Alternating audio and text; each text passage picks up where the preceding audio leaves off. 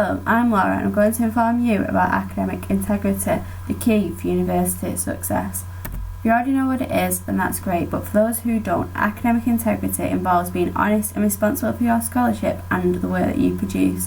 To do this, according to the Michigan State University, you must create and express your own ideas whilst acknowledging all sources.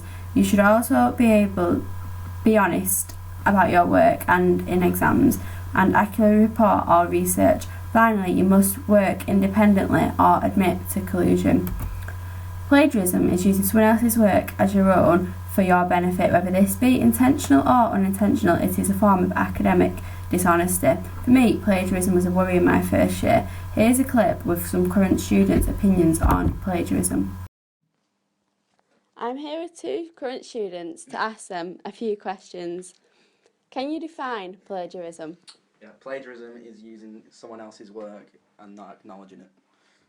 Plagiarism is taking someone else's work from from a source and not giving them credit for it. Does plagiarism faze you? No, because I've done a lot of assignments over the last couple of years, so it's not really that big of a deal. Not really, because I have done my assignments over the past term and they've all come back 5% or less. Can you give any tips for the first years on how they can avoid committing plagiarism? Yeah, just put everything into your own words when you do research something.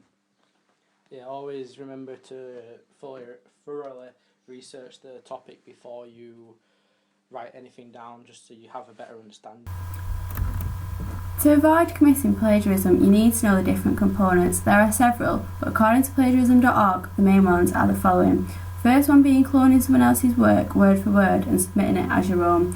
Another is copying large pieces of work without adjusting it.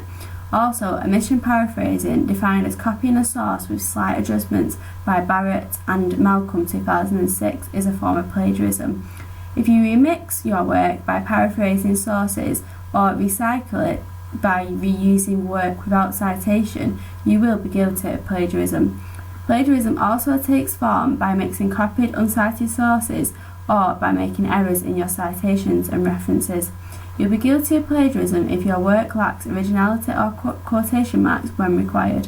Finally, if you retweet work by relying on the original work too much, you will have plagiarised. You can also plagiarise media, so you must correctly use and cite images, videos, and music.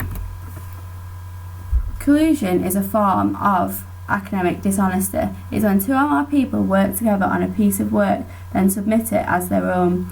It occurs generally when A copies from B with or without B's knowledge, or when A and B work together. Sometimes your assignments will require collusion. Cheating, another form of academic dishonesty, according to the University of Leeds, is attempting to gain an unfair advantage in an exam. Happens when you take unauthorised items into the exam, such as phones, or if you copy or communicate with others in an exam. According to The Guardian 2012, plagiarism is one of the most common things students complain about, so you must avoid it by being able to do it from the start to make your university life a lot easier. The Nursing Standard 2014 suggests that you should familiarise yourself with your university regulations about academic integrity, so once you know the rules, you can follow them. Neville 2010 suggests that to avoid plagiarism, you should give yourself plenty of time for assignments, as most students plagiarise due to lack of time. Also, you should practice summarising text and paraphrasing sections to help you avoid copying sources. Finally, he suggests that you should use university systems such as Turnitin that tutors use to see how similar your work is to other documents. If you check your work, then you won't accidentally plagiarise. The University of Leeds argues that if you use a reference guide and note take when reading, you will also avoid plagiarism, as you will know where your ideas have come from and reference correctly. They also suggest that you should collaborate but not collude by talking about assignments, but if you use someone else's work, cite it. Finally, the University of East London suggests that you should always protect your work, so you must log off your computer when it is unattended to avoid people using your work. To conclude, you must achieve academic integrity to be successful at university, otherwise you will commit academic dishonesty, which is problematic for your degree and career.